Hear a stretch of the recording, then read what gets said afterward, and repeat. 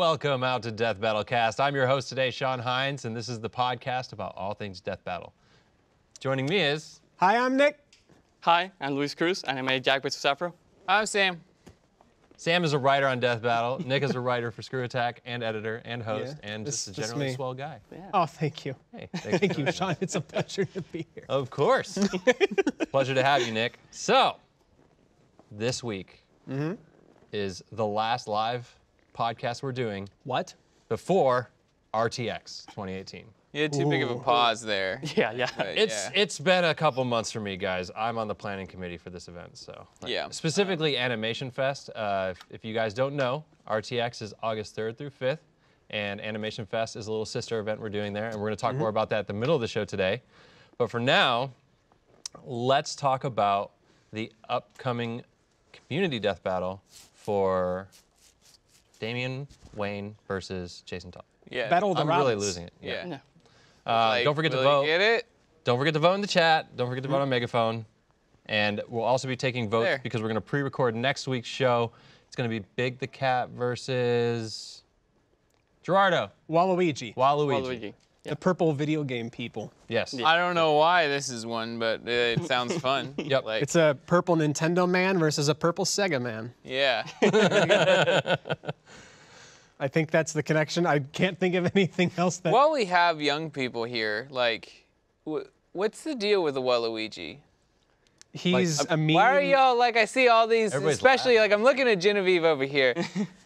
And, like, it's mainly people, you're 19, nerdy, like, active on social media, but Waluigi seems to be, like, the top dick. What is up with that? Why? See, Genevieve's gone now. I think it's because... I think it's pretty obvious, though. Is it the mustache? No, he's good at sports. He can break. Yeah, he is. He's I like keep top seeing tier stuff where... on Mario like, Tennis Aces. Oh, I thought that was Bowser Jr. I know they nerfed him, but... He got nerfed, and then Waluigi just rose up. Oh, okay. So, Everyone's like, oh, Waluigi's Bay and stuff. I don't get it. Like, I don't see the appeal. I thought maybe it was the mustache or the very long It all starts nose, ironically. Because nobody actually cared about Waluigi in 1990 whatever. Yeah, but then he got a game. He was a villain in Dance Dance Revolution, Mario Mix. And then we saw his Mario moves. Classic. And then we have, and then on top of that was a game. And then on top of that, he's good at sports. He's breaking cards and he's breaking rackets. I think he's pretty up there, you know. Well, thank you for the rundown on Waluigi for all of us old people who don't understand what's going on. This can pick up next Before we get the episode going, I also want to thank our sponsor of this episode. It's Hims. We'll get a little read from them later. But we're here to talk about Death Battle. What's funny, Sam? Let's talk about Death Battle. It's like Genevieve's last week. It'll just make Sam, it you worked on Death Battle. Possible. Yeah, I did work on a Death Battle. Along with Luis here, we wrote in the new. I wrote You Animated, and look at how good it is. Yeah. It's very nice. It turned out pretty well. So everybody's asking for more. So we had some commentary with y'all for this episode. Yes. Yeah. Let's give the audience a little taste of that before we get into it. Ooh. There's this matchup I really want to do. It's Samurai Jack versus Afro Samurai. It's important to note. To hand drawn the whole thing. It's important to note that I was tipsy when I told you this. What?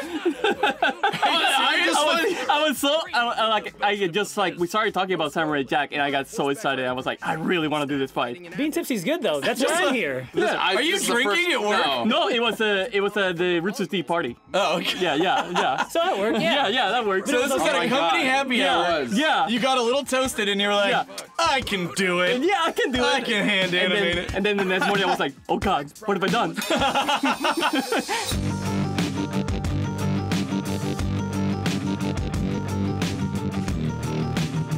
So that was the perfect segue, actually, Luis, because one of the biggest questions we got for this episode is, can we animate more episodes like this? I don't know. How many drinks do you got? You got some water right now. We can start you with that. Yeah, let's get you tipsy off that water.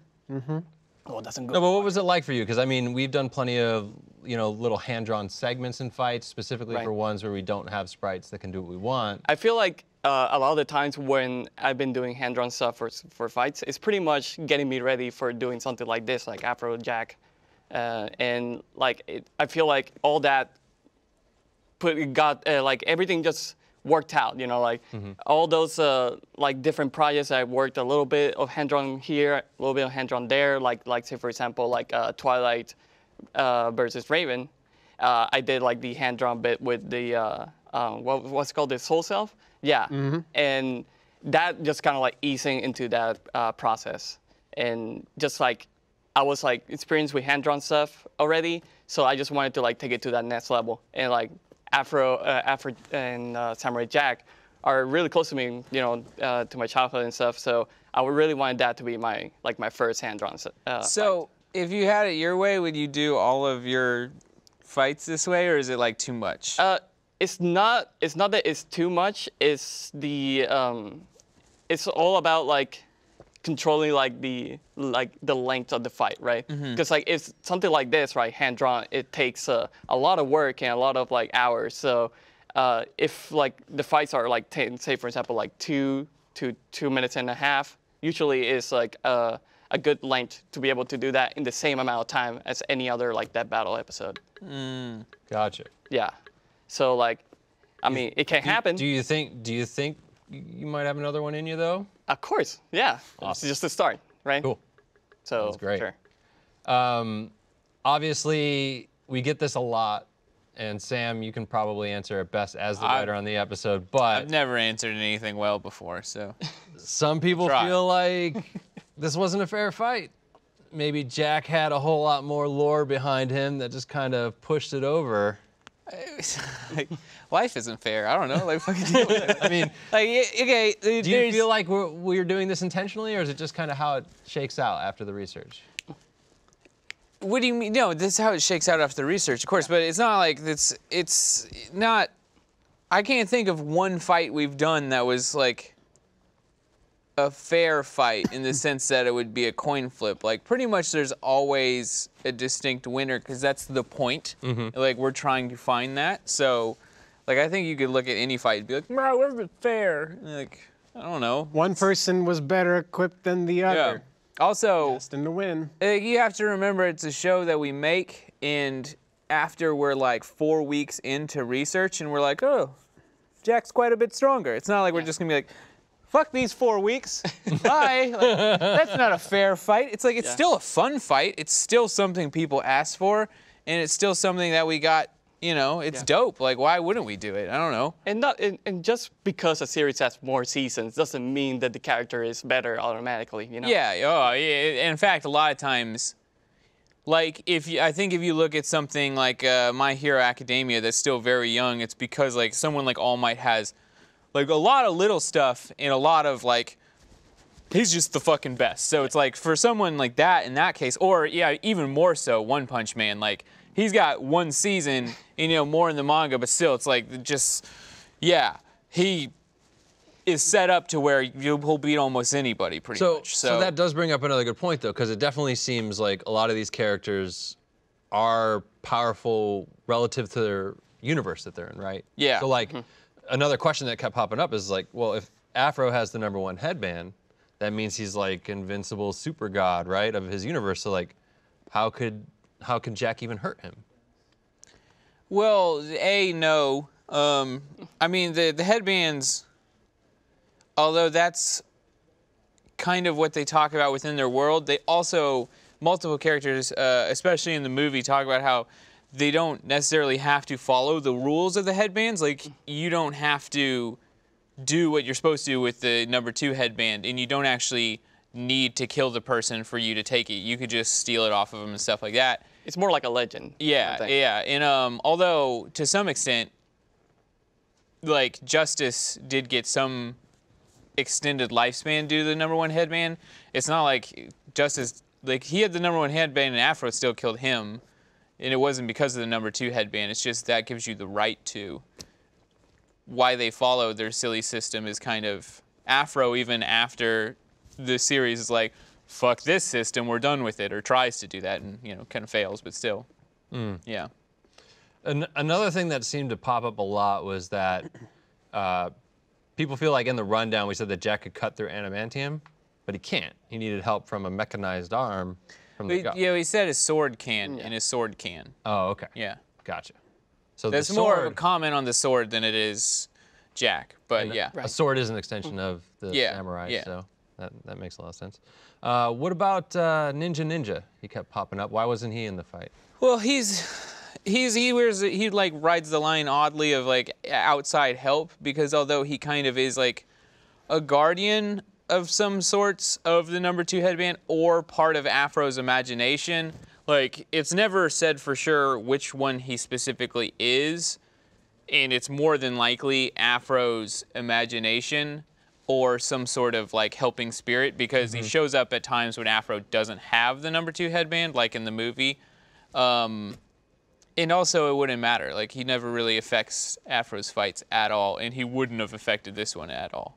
He's more just like a guiding hand that is there for Afro in times when... He's more of a figment of his imagination made because he's so stressed out and conflicted by what he's done and shit. Gotcha. Okay. Kind of on the topic, though, of what Afro has done, like, we noted that Afro is a Ronin, but Jack is not. And I mean, I guess, like, why isn't Jack a Ronin if Afro is? I guess because Jack's still doing everything in the name of his father, which was the Emperor. So I think you could still kind of make an argument that Jack may possibly be one, but he's still doing everything in the name of the Emperor and stuff. So, like, time travel really screws with that idea, but not even Jack himself would consider himself a Ronin.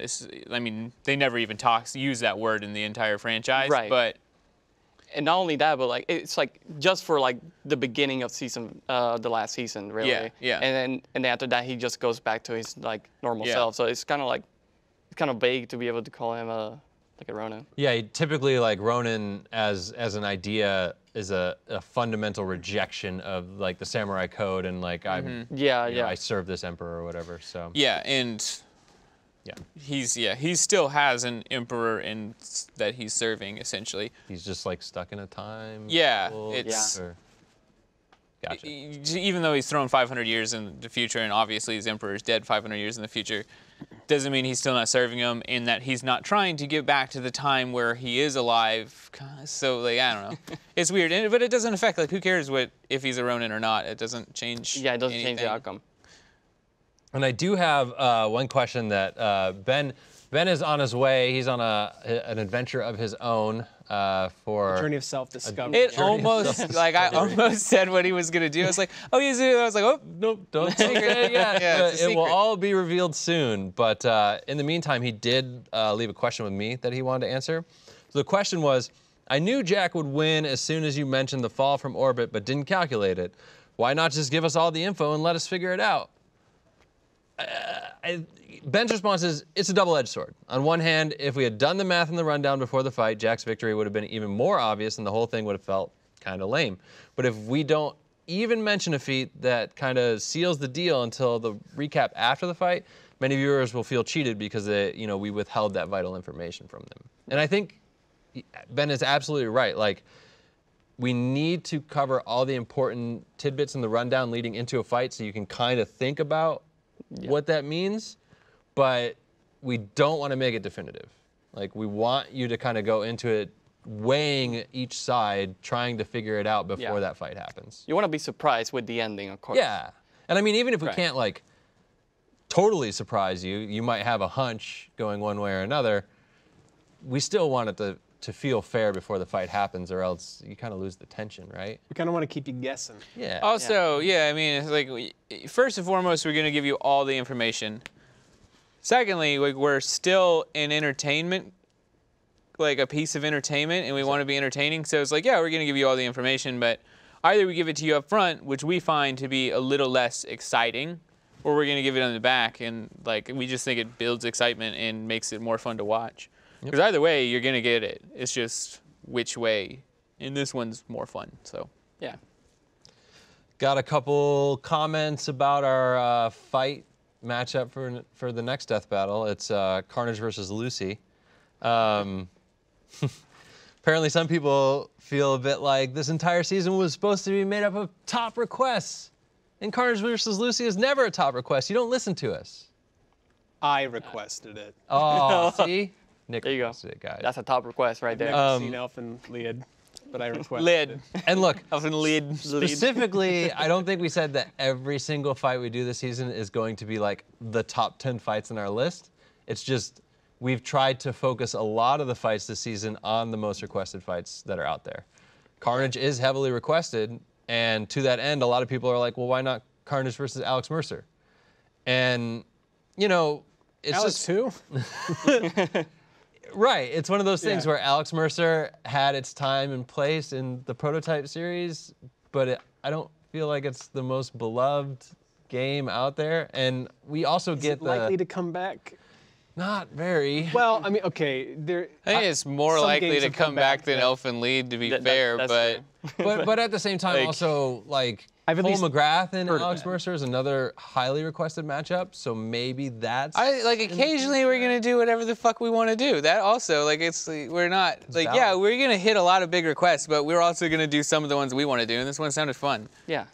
And like the other highly requested one was Carnage versus Darth Maul, and that was like, it's like, oh, they're both red. This is stupid. Like, let's make them both crazy. Really That's more agree. fun. So I've never understood the Carnage versus Darth Maul. yeah, Carnage versus Darth Maul was the highest requested Carnage fight, I believe, in our sheet, and it's like that is just sure, I guess. But like, I don't know what that. I don't know who that fight's for. I'll be real. Yeah, and like, we'd have to really dig into lightsabers to figure.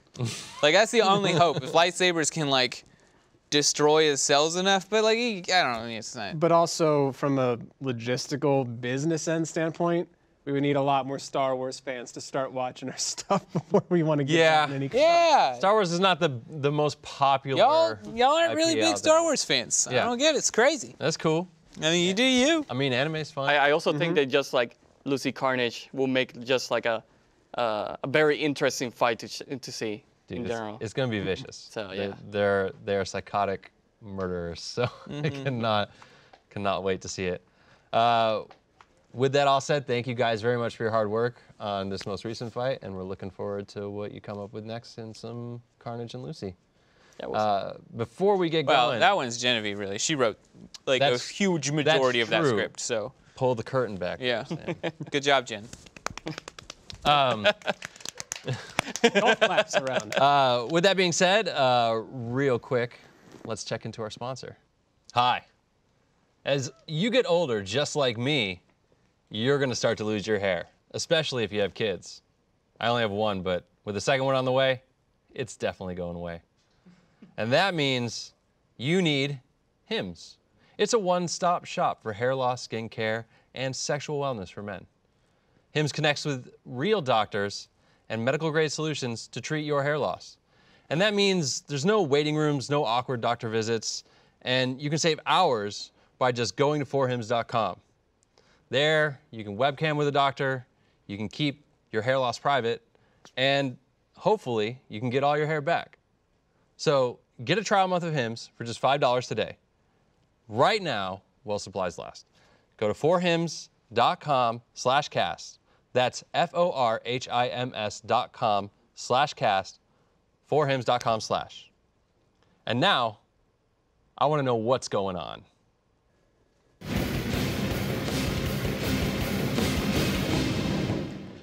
RTX 2018 is what's going on. Oh my god. What? Next week, yay. I just want it to be over. Is it done yet? Do you want to just emotionally vent this whole session? We'll let you do it.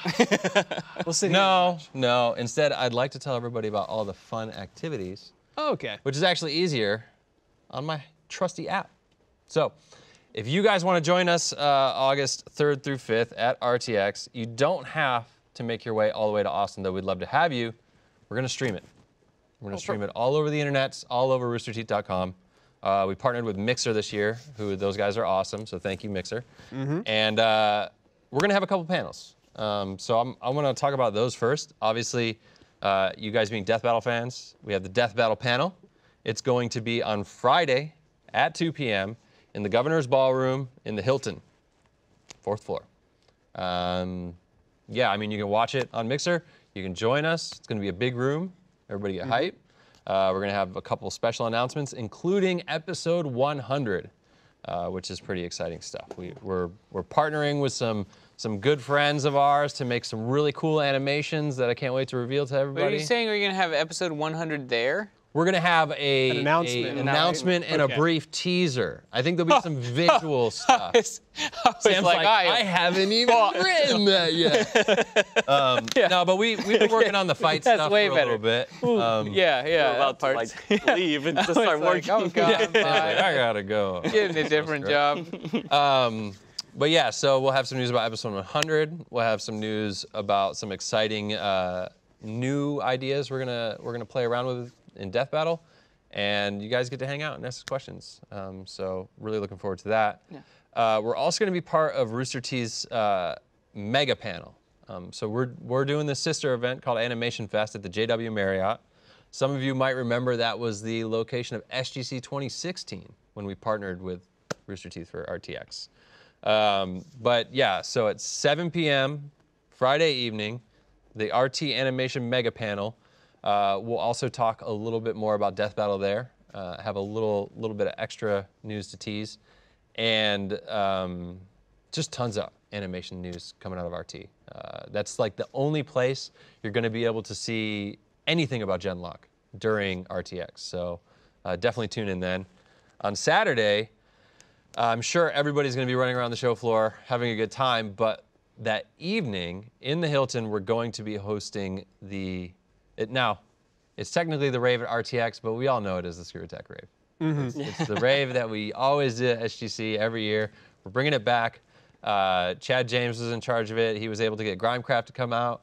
We're also going to have a special performance from some Rooster Teeth characters to kind of open the event up, which we're super excited about. And, glow sticks, booze. It's going to be a fun evening. So that's at 10 o'clock at the Hilton on the 6th floor. So Saturday, 10 o'clock, Hilton 6th floor. Also, there's a link, I'll put it in the description of this episode, but you do need to RSVP this year. There's a lot of people coming to RTX, 65,000 people this weekend. So we can fit them. We can fit them. We'll find a way. Last year, it became a big problem with capacity and like fire code and stuff. And it was as entertaining as it was. Something about the foundation cracking or something like that. That was 2016. I was there for that. Oh, that was different. Yeah, it gets a little buck wild sometimes. You know what I mean? Like, it's just how it goes. Yeah. It got a little crazy. And then on Sunday at noon, we're going to be at the ACC signing autographs, booth 4. So please, if you're at RTX, join us for that. It's going to be a super fun weekend. I do want to give a shout out to a couple other things we have going on. Mostly our friends have going on. RT Games specifically, they're going to be showing off Bendy. You can play episode 1 right now, I think up through episode 4 on PC, but they're working on a couple ports, so maybe you'll see one of those there on the show floor. And also, my buddy Brian Riley is going to be showing off the new board game that he's been working on, Achievement Hunter Heist. And I think that all weekend, if you're at the event, you'll be able to participate in a heist tournament. I'm not sure what the prize is, but I imagine it's awesome. So definitely check it out. Probably something Achievement Hunter related, I would assume. Probably. Yeah. I don't know. Maybe. Just a guess. Just taking a swing at it. Yeah. Very likely. And you'll probably see Chad James on a couple other things. He's supposed to be down in the booth with the games team. Actually, I guess it's a panel. They're going to be talking about Battle Royale. Kind of hot button issue right now. Why is Chad talking? Like, what the fuck? What? I mean, this is the first time hearing about this shit. Like, I mean, you play Battle Royale like I mean, come on. A lot, like every night. Like a lot, yeah. Like, I'm just in pub. I'm well over 1,000 hours now. I've played all the other ones. Like, I'm in the beta for every one that's come out so far. Like, it's like I feel like I could talk about it, but I played Fortnite on my Switch for the first time the other day. Gross. Did you like it? Was it fun? It was fine. Isn't it crossplay? I feel like people on PC would just like. I think it's supposed to be, but when you're loading it up in the top right corner, it says something about. It sounded like it said something about it's only on Switch, like only with other Switch users. Can you? I got 7th in one of my first games. Join teams with your friends that are on. And then, that's like, probably what it is. Yeah, but play with your friends. Oh, can you plug a mouse and keyboard into your Switch? Like, it's got USB. Not that I know of. That'd be dope. Yeah. I feel like I read somewhere that Microsoft was working on. Well, with Microsoft, Microsoft, the Xbox One. you can. Okay. But you can't play the game with it. Like you can use it at the keyboard and stuff, and like it's functional, but you can't play the game with it. Well, no, you can, what like, Sean's go talking menus and stuff. what Sean's talking about is. But they're like, there was a rumor, I think I saw it maybe on it's just a rumor. Destructoid or something. Where But they're thinking about letting people. Yeah. do that. It should be weird. I mean, it's just a computer. I think it's a good idea. Like it's a controller, but I just think it's odd to have the way your audience plays a game split.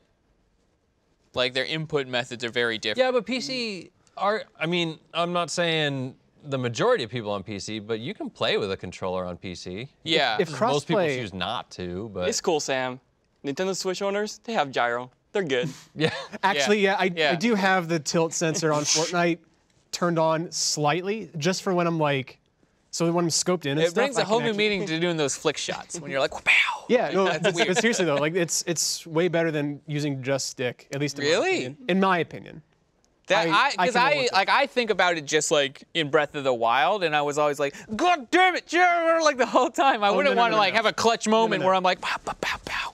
Like, No, it seems like too much. I played a little bit of Splatoon 1 on Wii U, Mm-hmm. and that was just kind of the way to go.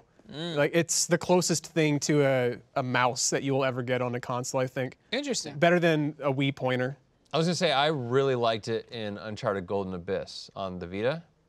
Like you would line up the majority of your shot, but you just needed a little bit to get it right there in the dome. Oh, so it's more like lineup than precise tweakingness. Yeah, I don't know how much Yeah. you're Like, oh. are you like full, or is it more like you're using that right stick to get Oh, no, close I'm- and then?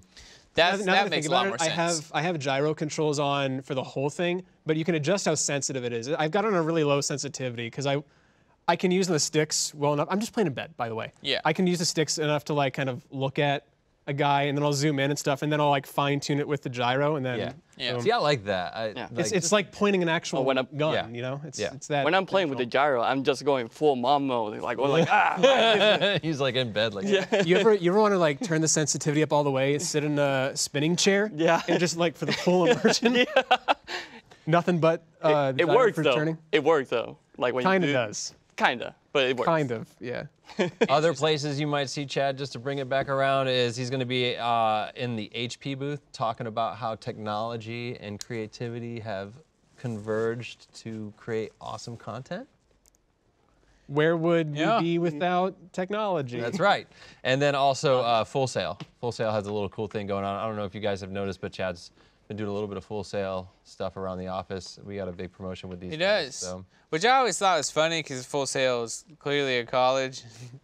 Chad and myself did not really do that kind of stuff. I mean, I went for a long time, no fruition though. It did not work out well. Chad was just like, nah, you know that Drake meme? He did that with college. And then he was like working at a game store. That one, like, Yeah, he hit him good. yeah. And it worked out. Yeah, like it you worked got out for these him. kids these days. They Yep. just do whatever they want and it works out. Whatever. Good on him. Torian's going to have a panel on Sunday. Yeah. Nice. In the big panel room, too. I'm very excited for him. At Animation Fest, I believe it's at 2 p.m. How to make things on your computer screen move. Yeah, I mean, Wiggle and stuff, yeah. actually, I've read his panel description. It's called Just the Fights with Torian and Company. And it's I a like bunch it. of animators from RT and some buddies of ours coming in to just talk about, like, what makes for really good motion capture and animation in fight sequences. And then also just talking about some of their favorite fights from movies and cartoons and stuff like that. So it should be a really cool panel. And I'll go there to boo him in person. boo this man. And then, like we talked about nighttime program already, so the rave's on Saturday. On Friday, there's also a panel called Werewolves. Chad's gonna be part of that. You may or may not. I think I'm on the You're email, on the so I email. think I am in So that. Yeah. It's. Do you want to talk a little? Because you know more about werewolves. It's than- werewolves, or like the game Mafia, I take it, where, you know, it's a, what do they call it, like kind of one of those social engineering games where it's mainly about lying well. So I expect to have mixed results. But yeah, it's they've been doing it for a handful of years now, and it's super fun, funny. Go Basically, watch. Yeah, there's gonna be a lot of people from all over RT. Like I think some of Funhouse is in it. We're there. Like everybody's gonna be involved in this. And the whole premise is you guys are trying. You're all villagers, but one of you is a werewolf, and you're trying to figure out which one before you all get eaten. Yeah, pretty much. Cool. So it's just like living in the 1800s again, pretty much. Except without the Black Plague and the dysentery. I hope we still get to burn a witch, though. I think we may. Sounds like a really cool panel, actually. All right, so again, that's RTX. It's happening August 3rd through 5th, and because of that, we're going to pre-record next week's episode. So get your votes in now, both for this community death battle, which is Damian Wayne versus Jason Todd, and on Twitter for next week's death battle, which is Big the Cat versus Waluigi. As we all know, the heartthrob of the millennial generation. Yes. Yep. Waluigi is Bay. Yeah. Yeah. What we're talking about all in the the young community ladies. section, though, let's look at this fan art. We got time. I want to look at this fan art. Can we get this fan art up? Look at that. That's Mama Boomstick. And that's Baby Boomstick. That's canon. That's really great art. That's awesome. really good. I like how he's already injured his foot. Like, And he's holding the Already shot. getting prepared for that. Pretty soon he's gonna just stick that shotgun where that foot used to be. I thought it was it's supposed to coming. be a BB gun, like the Red Rider, like he was going to shoot his eye out. I made an assumption, but you're probably right. It probably is just a gun. That was amazing. I can imagine Boomstick Yeah. losing his leg as a kid and then having a BB gun there in place Makes until sense, he's yeah. older. P-dope. It's great Or drawing. if he's like a really little kid, maybe it's like a little water squirt gun. It's like finally Maybe he's you're always old been missing a enough. leg. In I a would different buy set it. of Yeah. canon. I would buy it. That is sweet artwork, man. Yeah. It was Yeah, it's really good. awesome. It's kind of the Mama Boomstick. For some reason, her face gives me a Dragon Ballish vibe. I don't know why, Yeah. but Yeah, I can see some Toriyama-ness going. It's the eyes. That's what Yeah, it is. yeah, It's I the think shape of so, the yeah. eyes. Angry Chi-Chi look. yeah, def. Yep. Well, thank you guys again for your fan art. It's awesome. Always really appreciate it. Super dope. With that in mind, let's get into the community death battle. All right, so the battle of the worst Robins. I don't even know where to start with this one. Robin Hood. I am. Oh, that's pretty good. This is. Did I do it right? We should have thought about that. Or we could do Red Robins, where it's the restaurant versus Yeah, character. fuck that place. Like, it was way too expensive for what it is. It's burgers. I haven't been there in a while, but I remember the food being good. The last time I was there, okay, So, the food was like no, okay. It We're was not an talking all right about how the burger. last time you ate It was Red like Robin. I probably would have rather had Sonic. you can't stop and it. like yeah, like it was like I don't know. I feel I think every time I've been there, it was with my family, and so like my parents were covering it. I don't think I've ever actually paid for Red Robin. So about I think those burgers are like Robin $15. and, I'm pretty Damian Wayne, he's kind of a dick. He is the son of Bruce Wayne, obviously. sure. Yeah. Malcolm Neal actually had an opinion. Malcolm Neal. Malcolm Neal says this fight is going to go close quarter combat, which puts Damian at a significant advantage against Red Hood, who uses his fist compared to Damian's sword. Now, Damian also has been shown outright beating Jason Todd through his use of psychological warfare and fighting dirty. So, Damian. It is true. Okay. Damian is quite clever and Yeah. a real dirtbag when it comes to fighting other people. Well, because Damian's like Batman, or Damian's more like he's trained like a Robin, but he's also got like evil Ra's al Ghul shit going on. That's So it's right, like, that's what I was gonna he's say. He's just super conniving. That's the League word. of Like, Assassins yeah, he's type. shitty. Yeah. Yeah, he's just a little shitbag. And on the flip side, Anthony Jackson says, since the New 52, Jason has been trained by Batman, the all-cast Bronze Tiger, Lady Shiva, and League of Assassins. Jason has beaten Ra's al Ghul, Lady Shiva, Deathstroke, Bronze Tiger, and even Batman. So all of DC's top-tier martial artists, and he has magic swords and guns. Jason for the win. Does he have a magic sword? I forget. I haven't that he really has a kept magic up with sword. Jason Todd. I don't really know much about him. I always thought he was just the gun-wielding Robin, the one that was totally fine with using guns that went all Red Hood. on Yeah, everybody. I did not know he had magic guns either, but you know. Yeah, I did not know about the magic parts. I think the magic sword beats a normal sword. I'm sure that's pretty accurate. Yeah. I think if Jason Todd actually beat under fair circumstances, beat Ra's al Ghul and Batman via the transitive property, which is a joke in this consideration. Right. He beats Damian. So has Damian ever beaten Batman?